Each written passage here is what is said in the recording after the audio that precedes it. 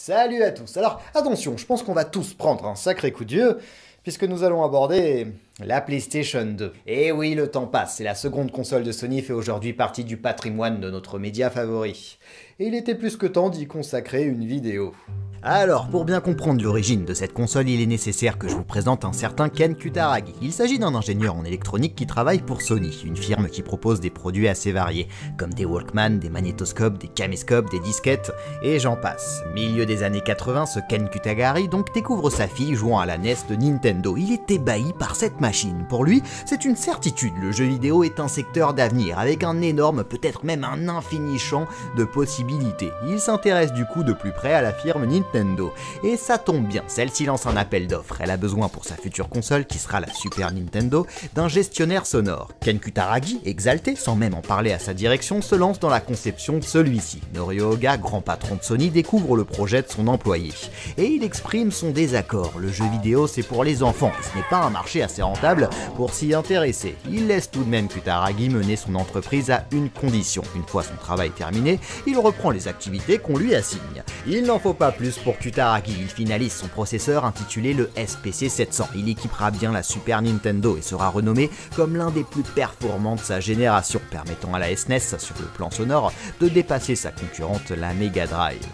C'est une jolie réussite pour Kutaragi et l'histoire ne s'arrête pas là. Quelques années plus tard, Nintendo fait savoir qu'il recherche un partenaire pour équiper la Super Nintendo, encore elle, d'un lecteur CD. Et Sony n'est autre que l'une des premières firmes à en concevoir. L'occasion est trop belle. Kutaragi insiste auprès de Norio Oga. S'associer à Nintendo et couler tout un tas de lecteurs CD serait une opération juteuse. Un accord se prépare donc. Les deux firmes avancent main dans la main. Un prototype est même mis en œuvre. Tout est prêt pour lancer cette console. Au Consumer Electronic Show de 1991, Sony annonce même fièrement le partenariat avec Nintendo. Mais quelques jours plus tard, coup de théâtre. Toujours au CES, devant tout un tas de journalistes, le président de Nintendo America annonce qu'un lecteur CD est bien en préparation pour sa console, mais que c'est Philips et non pas Sony qui en est le fournisseur. Tous les gars de chez Sony, Ken Kutaragi en tête, tombent des nues. Nintendo a rompu l'accord et s'est associé à une entreprise américaine concurrente, Philips. Le coup de massue est rude. Pour la toute petite histoire, Hiroshi Yamauchi, président de Nintendo, en ayant relu le contrat, se serait aperçu que Sony s'appropriait les droits de tous les jeux sortant sur support CD, y compris ceux développés par Nintendo. Jugeant l'accord injuste, il aurait alors pris la décision d'évincer Sony. Nouveau duel entre Ken Kutaragi et Norio Oga. Le premier insiste, le projet était prêt et un tel affront de la part de Nintendo, on ne peut pas faire comme si rien ne s'était passé. Il expose son plan, contre-attaquer, proposer sa propre console face aux géants Nintendo et Sega.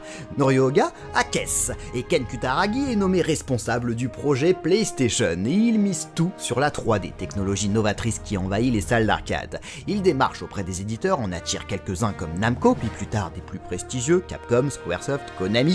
Et bien que la Saturn de Sega soit disponible quelques mois plus tôt, la PlayStation va tout balayer sur son passage. La Nintendo 64 ne parviendra à aucun moment à inquiéter Sony. Ken Kutaragi a réussi son pari, la PlayStation va être la console de salon la plus vendue au monde. Norio Oga jubile et nomme Ken Kutaragi PDG de la filiale jeux vidéo de Sony. Et il va falloir se remettre au travail et rapidement. Sega, qui a totalement raté le coche avec sa Saturn, souhaite cette fois-ci devancer la concurrence. Et elle est la première à présenter sa future machine, la Dreamcast, qui connaîtra des débuts extrêmement prometteurs, notamment avec son processeur Naomi, permettant de jouer sur console aux plus beaux jeux d'arcade du moment. Nintendo n'a rien dévoilé mais prépare forcément de quoi succéder à sa Nintendo 64. Et peut-être le plus inquiétant, l'immense Microsoft compte bien entrer dans la danse et prépare en secret la Xbox. La concurrence risque d'être impitoyable. Ken Kutaragi prépare donc sa future machine. Son objectif est très clair dès le départ. Comme la PlayStation avait su innover en prenant le risque du support CD, la PlayStation 2, elle, misera sur le DVD. D'ailleurs, pour Kutaragi, la machine doit être bien plus qu'une console. En plus de jouer aux nouveaux titres, il sera possible de lire les jeux de la première PlayStation. On pourra s'en servir pour regarder des films, écouter des CD. La machine, ça devra être un support familial. Pourtant, les premiers modèles ne plaisent pas à la direction de Sony, jugés trop proches de la Dreamcast. Au cours de leur recherche, l'équipe tombe sur un prototype d'un ordinateur 32 32 bits d'Atari, le Falcon, qui n'a jamais vu le jour. C'est subitement une évidence, voilà à quoi ressemblera la console, qui pourra donc se tenir à la verticale, lui conférant un aspect très moderne. Les manettes, si ce n'est un changement de couleur, seront identiques. Son processeur principal est l'Emotion Engine, microprocesseur 64 bits.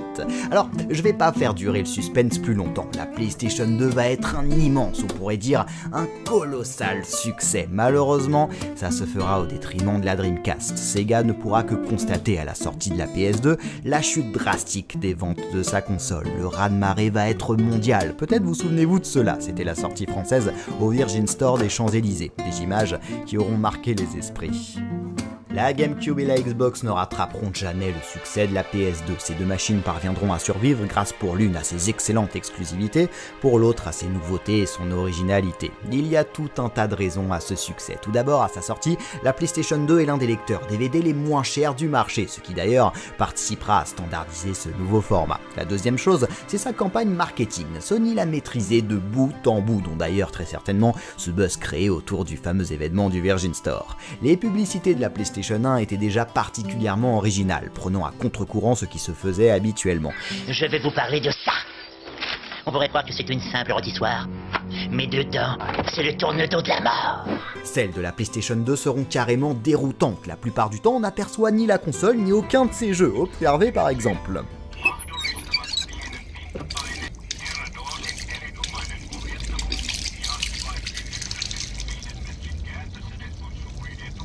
PlayStation 2! L'une d'elles sera même réalisée par le célèbre David Lynch. Le plus étonnant, c'est que cela a fonctionné. Les pubs faisaient parler d'elle, dressaient une sorte de voile de mystère autour de cette fameuse console qu'on apercevait à peine. Et c'était le but, créer le buzz. La dernière chose, la plus importante, ce sont bien entendu les jeux. La PlayStation 1, on l'a dit, a été un immense succès. Et bien l'intégralité de cette ludothèque magistrale était accessible avec la PlayStation 2. Et tous les joueurs qui ont été marqués par cette première console attendaient logiquement la suite de ces grandes licences. C'est ainsi qu'on retrouve de célèbres séries comme Gran Turismo, Silent Hill avec un second épisode mémorable de par la maturité de son propos. Les Final Fantasy bien sûr, et ce 10e épisode qui est pour certains joueurs le meilleur de la série, une nouvelle licence de la part de Square, Kingdom Hearts, intégrant les personnages des FF dans l'univers de Disney. Naughty Dog abandonne Crash Bandicoot pour Jak and Dexter, Insomniac Games abandonne Spyro pour Ratchet et Clank, Konami poursuit sa série Metal Gear Solid avec 2 autres épisodes cultissimes. Nous aurons aussi God of War, Okami, l'OVNI Katamari Damacy. Sony aussi proposera ses propres exclusivités avec les envoûtants Ico et Shadow of the Colossus.